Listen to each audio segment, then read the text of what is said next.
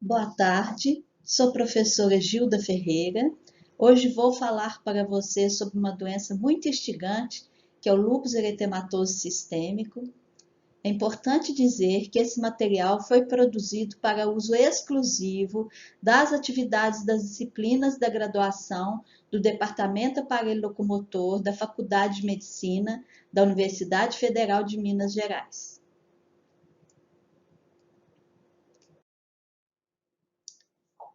O lúpus é uma doença inflamatória autoimune sistêmica, cujo dano é mediado por autoanticorpos imunocomplexos.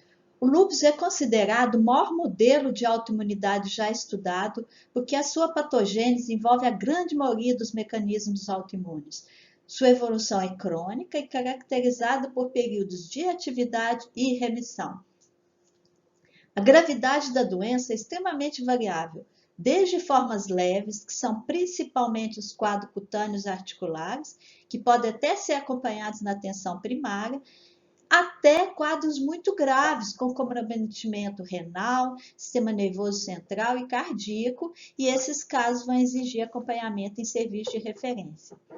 Como outras doenças imunomediadas,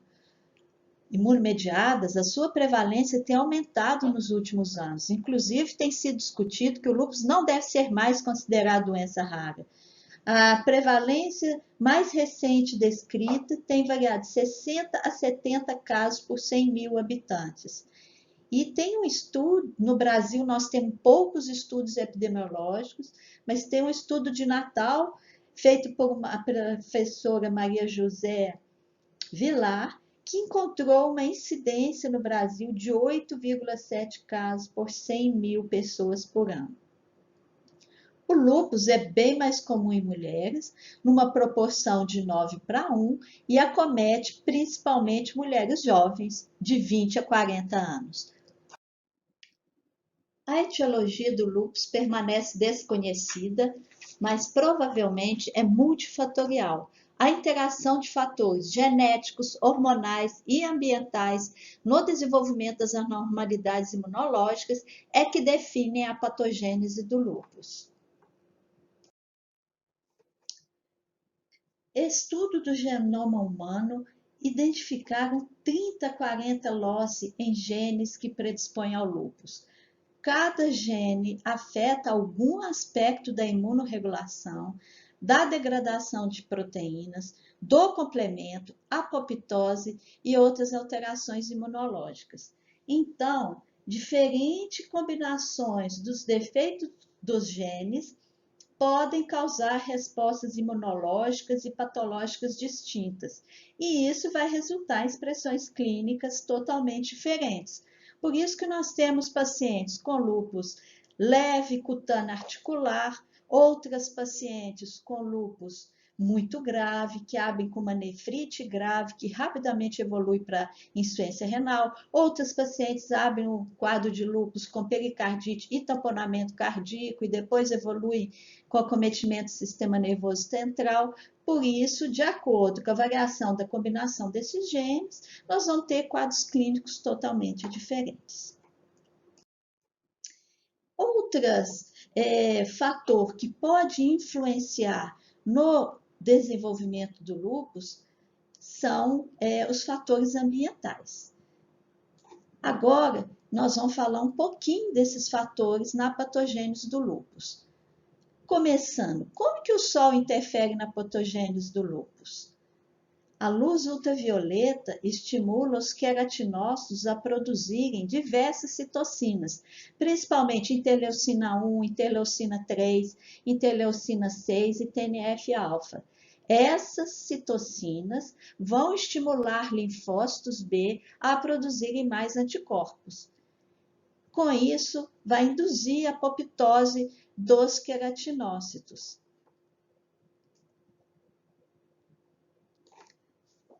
A apoptose ou morte celular vai ocasionar exposição de restos celulares que funcionam como autoantígenos, desencadeando assim todo o processo da imunodesregulação. Então, o que os estudos tem observado que cerca de 70% dos pacientes com lúpus apresentam ativação da doença após exposição ao sol. Não só cutânea, como ativação sistêmica também.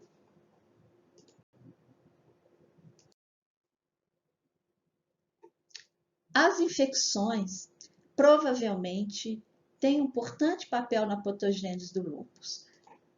As infecções tanto podem ser o gatilho para o desenvolvimento de uma doença autoimune em indivíduos geneticamente predispostos, quanto serem responsáveis pela reativação da doença naqueles que já possuem uma doença imunomediada. Os vírus, por exemplo, parvovírus, Epstein-Barr e outros, podem estimular células específicas do sistema imune, desencadeando respostas imunes indesejáveis. E tem estudos em crianças com lúpus que sugeriram que a infecção pelo vírus Epstein-Barr foi o gatilho para o lúpus se manifestar clinicamente. E tem diversos estudos também demonstrando a interferência do Epstein-Barr em lúpus do adulto. Além disso, infecções bacterianas e por micobactéria, bactérias da microbiota oral e intestinal também podem interferir tanto no desenvolvimento do lúpus como reativação da atividade inflamatória da doença. Outros fatores que podem interferir no desenvolvimento do lúpus são a questão hormonal. Os hormônios provavelmente interferem nessa evolução. O estradiol, testosterona, progesterona e a prolactina apresentam importantes funções imunorregulatórias. O estrógeno estimula o sistema imune, enquanto os andrógenos tendem a ser imunossupressores. Até por isso, é uma das justificativas para o lúpus ser mais frequente em mulheres. É frequente também as pacientes com lúpus apresentarem níveis de prolactina aumentados e já foi demonstrado que a hiperprolactinemia está associada à ativação do lúpus. Isso tudo junto, esses fatores todos associados vão levar a normalidades imunológicas. Então, os pacientes com lúpus apresentam enorme deficiência na regulação do sistema autoimune. O mais importante é a perda do mecanismo de autotolerância, ou seja, a perda total do self não sofre.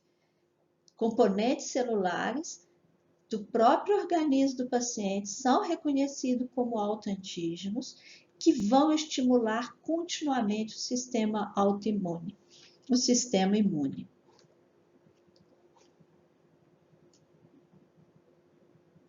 Com isso, resumindo, as principais anormalidades imunológicas seriam perda da autotolerância, levando à produção contínua de autoanticorpos, redução de células citotóxicas e T-supressoras, aumento de células T-helper, principalmente CD4 positiva, uma ativação persistente policlonal de células B, defeitos na apoptose, deficiência de complemento e também aumento de várias citocinas, mas principalmente interferon alfa.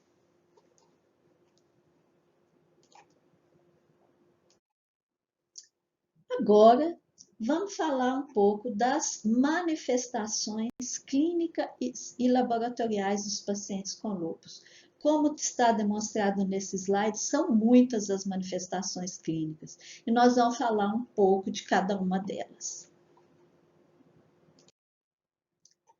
Inicialmente, os pacientes com lúpus apresentam de forma significativa manifestações sistêmicas inespecíficas, ou seja, manifestações constitucionais, como a dinamia, fadiga, perda de peso, diminuição de apetite, febre, linfadenopatias e mialgias. E aquelas pacientes que estão longe de um centro de referência, que demora a ter o diagnóstico, é muito comum elas chegarem na assistência à saúde já num quadro importante de caquexia. Aqui no Hospital das Clínicas, a gente frequentemente recebe pacientes com atraso diagnóstico, com emagrecimento importante, o estado geral bastante comprometido. Outras manifestações que os pacientes com lúpus podem ter também, que são inespecíficas, são úlceras mucosas, principalmente no palato.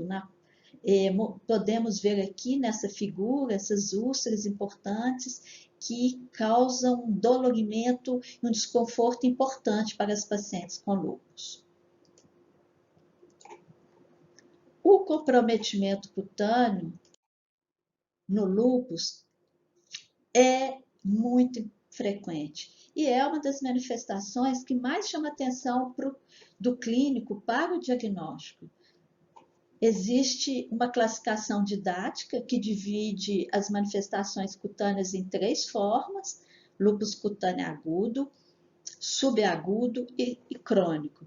Mas na prática observamos que existe um leque amplo de manifestações que variam de lesão superficial, que é a lesão de fotossensibilidade, até lesões com comprometimento bem mais profundo na derme, como a lesão discoide. E entre essas lesões superficiais de fotossensibilidade até o outro extremo, que é a lesão discoide, nós temos vários tipos de lesões, como a subaguda, bolhosa, papulares e outras. Aqui nesse slide, nós podemos ver uma paciente com a lesão clássica de um racho malar, que é essa lesão eritematosa nas regiões malares e também na região nasal.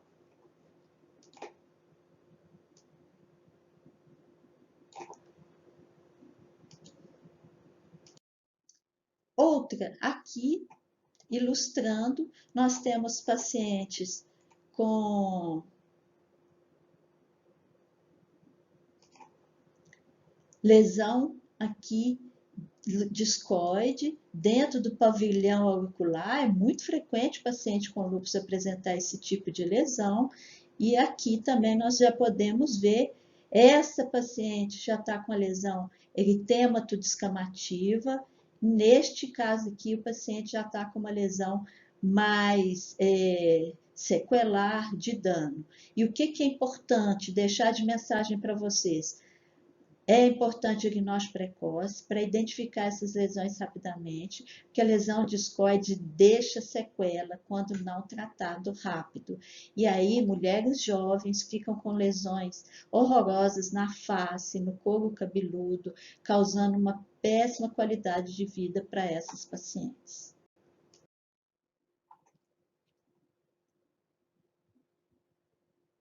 Outra manifestação importante em pacientes com lúpus são as manifestações articulares. As manifestações articulares são frequentes, geralmente poliarticular, mas pode ser oligoarticular também. Acomete principalmente articulações das mãos, punhos e joelhos.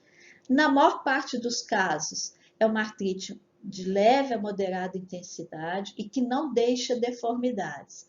Mas 10% dos pacientes podem ter lesões erosivas que deixam deformidades articulares muito semelhantes à artrite reumatoide. E tem um percentual de paciente que também vai apresentar, além da sinovite, inflamação perarticular, acometendo ligamentos e tendões, que vão deixar deformidades não fixas, chamada de artropatia de Charcot. Outras manifestações importantes em paciente com lúpus são as vasculares. Os pacientes podem ter vasculites, principalmente nas extremidades distais de mãos e pés. Tem também periungueal e, em alguns casos mais graves, podem ter lesões tipo úlceras profundas em membros inferiores, principalmente. e é frequente também no lúpus, manifestação tipo fenômeno de Renault, como vocês podem ver aqui nesse slide.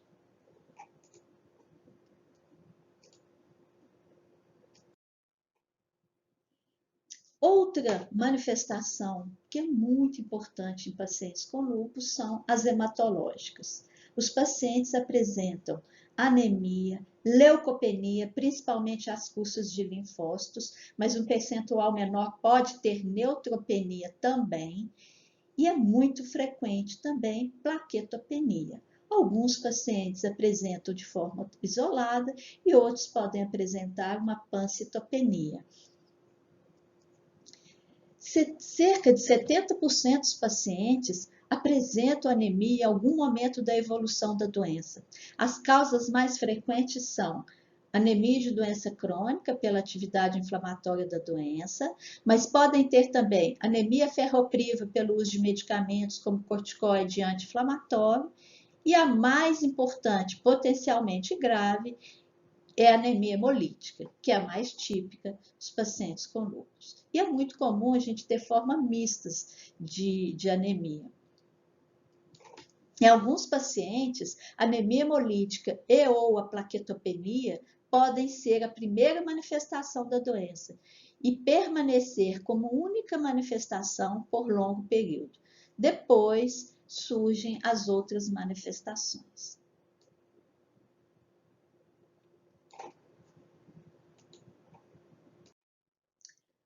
A manifestação mais importante que define o prognóstico dos pacientes com lúpus é a manifestação renal. 50 a 70% dos pacientes vão ter acometimento renal com manifestação clínica, mas se você fizer microscopia eletrônica, 100% dos pacientes com lúpus têm algum tipo de lesão renal. A lesão mais importante é a glomerulonefrite, que vai ter como alteração no sedimento urinário hematúria, proteinúria, cilindrúria, mas tem um percentual de pacientes que podem ter lesão túbulo-intersticial, que leva a um pior prognóstico, e um percentual pequeno pode ter lesão vascular também, do tipo microangiopatia trombótica, principalmente aqueles com acima de anticorpo antifosfolípide.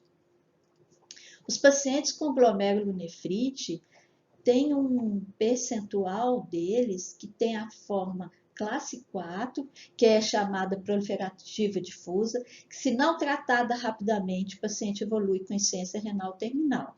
Então, por isso, uma rotina nossa é fazer um sedimento urinário regularmente, pelo menos no intervalo que varia de 1 a 3 meses. Por quê? Também porque os pacientes, muitos ficam assintomáticos na fase inicial. Outra manifestação muito importante em pacientes com lúpus são as manifestações pulmonares e cardíacas. A manifestação pulmonar mais frequente é a pleurite. O paciente evolui com dor torácica ventilatória dependente e na radiografia você pode ver ou somente espessamento da pleura ou, como podemos ver nessa primeira figura, um derrame pleural também. Outras manifestações são acometimentos alveolares. De forma aguda é a pneumonite e de forma crônica doença intersticial pulmonar. Essas são manifestações muito pouco frequentes e sempre que estivermos diante de um paciente com acometimento alveolar difuso, temos que pensar primeiro em infecção, seja virótica, seja bacteriana, até mesmo tuberculose ou infecção fúngica. Depois a gente vai pensar em pneumonite por atividade da doença. Hemorragia alveolar é extremamente raro, mas tem um prognóstico péssimo. Quando o paciente manifesta com hemorragia alveolar, o prognóstico é ruim, com mortalidade de varia de 50% a 90% dos pacientes. Hipertensão pulmonar não é tão rara, é mais frequente do que a gente imagina. Como primeira avaliação aparece em 14% dos pacientes, mas numa avaliação seriada pode chegar até em 40%. É importante um alto índice de suspeição nesses pacientes, pois o tratamento tardio tem péssimo prognóstico. Então, devemos ficar atentos para sintomas como dispneia, dor torácica e síncope. Cardíaco, as manifestações cardíacas também são frequentes, principalmente pericardite, mas pode ter também miocardite e endocardite. Miocardite é outra manifestação que deve ter alto índice de suspeição naqueles pacientes que têm dor torácica atípica, palpitação e outros. As manifestações neuropsiquiátricas são muito frequentes em pacientes com lúpus. O Colégio Americano de Reumatologia descreveu 19 síndromes bem estabelecidas, mas tem também algumas mais raras que não foram descritas nessa classificação, mas são também importantes. As principais: convulsão, AVC, cefaleia, mielite transversa, neuropatia craniana e periférica, psicose, que tem que fazer o diagnóstico diferencial com psicose por corticoide, e as mais frequentes que nós observamos: disfunção cognitiva e transtorno de humor. Disfunção cognitiva geralmente é leve a moderada, e disfunção tipo uma demência estabelecida é mais raro. E transtorno de humor, como ansiedade e depressão, é extremamente frequente. 30% dos pacientes com lúpus têm depressão. O cometimento ocular também é importante, como pode ter ceretroconjuntivite seca, vasculite retiniana, como nós podemos ver nessa foto, os vasos no fundo de olho com uma tortuosidade e com sinais sugestivos de edema perivascular. Os pacientes com lúpus podem ter também neurite óptica, esclerite e, mais raramente, uveíte anterior. Dentro dos critérios de classificação, foi feito primeiro em 1971 pelo Colégio Americano de Reumatologia, que depois foi atualizado em 82 e 97. Esse critério de classificação mais antigo, ele tem uma especificidade boa, mas uma sensibilidade baixa. Então, agora, mais recentemente, em 2012, foi criado um novo critério de classificação que incluiu mais detalhadamente manifestações cutâneas, neurológicas, incluiu complemento também, por isso melhorou-se a sensibilidade, ou seja, esse critério de classificação possibilita identificar pacientes com lúpus numa fase mais precoce e mais frequentemente, por isso ele tem sido mais utilizado atualmente. E esse critério inclui também, se você tem um paciente com nefrite lúpica comprovado por biópsia renal, com autoanticorpo positivo, tanto FAO quanto DNA, tem-se a classificação do lúpus. Então, vocês podem ver com mais detalhes e podemos tirar dúvidas sobre essa classificação na aula sincrônica. O diagnóstico laboratorial. Diante do paciente com suspeita de lúpus, o que eu tenho que solicitar? Obrigatoriamente, hemograma, função renal, urina rotina, VHS-PCR, complemento e autoanticorpos, como FAM, vamos falar um pouquinho dele. E os exames de imagem e os outros exames, nós vamos pedir de acordo com a manifestação clínica. O FAM, o que seria o fator antinuclear? São a pesquisa de anticorpos contra antígenos celulares. É o principal exame para rastreamento de autoanticorpos. E qual que é o problema do FAM? Altamente sensível e tem uma baixa especificidade. O que isso significa? Eu só devemos pedir FAM naquele paciente que tem suspeita clínica de doença de tecido conjuntivo. Não é um exame para pedir para afastar doença, porque ele tem baixa especificidade, ou seja, tem muito falso positivo. Então, somente para ilustrar, aqui nós estamos mostrando uma imagem de um FAM que é a imunofluorescência nuclear do tipo homogêneo, que é o mais específico de lúpus. Está associado com anticorpo anti-DNA. Temos o FAM pontilhado grosso, que está associado com anticorpo anti-SM. Temos o FAM pontilhado fino, que está associado principalmente com anti-Ro, anti-LA. E tem muitos outros, mais de 20 padrões de imunofluorescência do FAM. O que é interessante que cada paciente tem um perfil de anticorpo e, de acordo com o tipo de anticorpo, ele vai ter alguma manifestação clínica. Por exemplo, paciente com DNA nativo vai ter uma chance até de 90% de ter nefrite. Paciente com anticorpo anti-Ro, anti-LA vai ter uma chance até 60% de ter uma lesão cutânea do tipo subagudo. E assim vai de acordo com o alto anticorpo. Quais são as causas de FAM positivo? Indivíduos normais podem ter FAM positivo. 13,4% da população em geral tem FAM positivo sem ter doença. Os idosos ainda mais. Pacientes com doença inflamatória crônica, do tipo doença de Crohn, é frequente ter um FAM positivo sem ter significado clínico. Pacientes com doença da tireoide e aquelas doenças granulomatosas crônicas, como tuberculose e hanseníase, arboviroses e neoplasias também levam frequentemente ao FAM positivar sem ter implicação clínica. E agora, para terminar, vamos falar de forma muito simples e simplificada sobre o tratamento, porque o tratamento de lúpus merece uma aula inteira só para isso, mas nós vamos discutir tratamento mais junto com o caso clínico que será apresentado na aula sincrônica. Qual que é o objetivos principais do tratamento do lúpus? Educação do paciente, reduzir a atividade da doença, então, portanto, induzir a remissão, prevenir e tratar exacerbações, que são frequentes nos pacientes com lúpus, mesmo aqueles em tratamento, com o objetivo de diminuir danos e tratar comorbidades, que são muitas, né? Como hipertensão, diabetes, lipidemia, obesidade.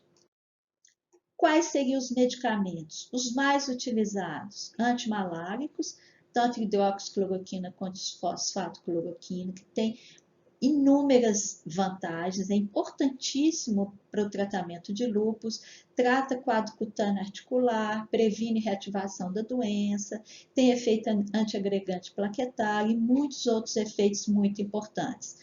Os corticosteroides é muito importante, ajuda muito na atividade da doença, mas deve ser usado pela menor dose possível, menor tempo possível. E a dose vai depender da gravidade da manifestação. Temos imunossupressores, alguns imunossupressores mais utilizados para casos leve e moderado, como a azathioprina, metotrexato, ciclosporina, eles são utilizados principalmente para controle da atividade da doença, mas eles podem ser utilizados também como poupadores da dose de corticosteroides. Ciclofosfamida e micfenolato utilizamos geralmente para os casos mais graves, como nefrite, acometimento do sistema nervoso central, e talidomida e dapsona, principalmente para acometimento cutâneo. Naqueles pacientes com quadro refratários, nós indicamos alguns imunobiológicos, como, por exemplo, rituximab e belimumab. Temos vários outros imunobiológicos em fase de pesquisa clínica, fase 2 e 3, ainda em desenvolvimento. Bom, então, era isso que eu tinha para falar para vocês. Espero que a aula ajude a estudar lúpus, que é um grande desafio para todos nós. Então, boa tarde, um abraço para todos.